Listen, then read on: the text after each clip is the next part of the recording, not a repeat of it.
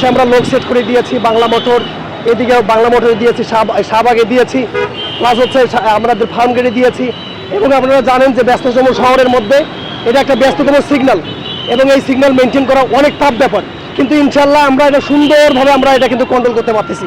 যেহেতু ঢাকা শহর একটি ব্যস্ত নগরী, সেই হিসাবে হচ্ছে ট্রাফিক ব্যবস্থার প্রয়োজন তাদের অবশ্যই দরকার ছিল।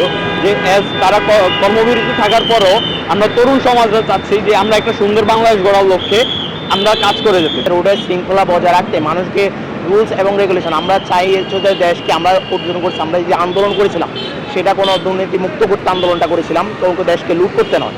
সেক্ষেত্রে আমরা মানুষকে একটা সচেতনতা বার্তা দিতে চাই, সবাই রুলস মেনে চলবেন, সেফটি বজায় রাখবেন, বাইক চালানোর ক্ষেত্রে অবশ্যই হেলমেট ব্যবহার করবেন। আপনারা অবশ্যই একটা অ্যাম্বুলেন্সকে ফায়ার সার্ভিস জরুরি যতগুলো সার্ভিস আছে সবগুলোকে আপনারা সঠিকভাবে একটা নির্ধারিত স্থায়ী দিয়ে দেবেন যখন যদি জরুরি কোনো বিদ্যুৎ আসে, এবং কি আপনারা স্টুডেন্টরা যে রুলসগুলো আপনারা দেখিয়ে দিয়েছে সেগুলো এবং সরকারি বিধি নিয়ম অনুযায়ী যে রুলসগুলো আছে সবগুলো আপনারা মেনে চলবেন। আমরা শিক্ষার্থীরা যতদিন পর্যন্ত এই প্রশাসনরা সঠিকভাবে তত্ত্বাবধায়ক সরকার এখন ক্ষমতায় যতদিন পর্যন্ত সরকার হাতে না নিচ্ছে ততক্ষণ পর্যন্ত আমরা স্টুডেন্টরা রাস্তায় এভাবে আমরা ট্রাফিক কন্ট্রোল হতে সর্বোচ্চ দেশের যত প্রয়োজনে সব ক্ষেত্রে আমরা এই শিক্ষার্থীরা সবসময় এগিয়ে থাকবো এবং কি সবসময় আসি ইনশাল্লাহ।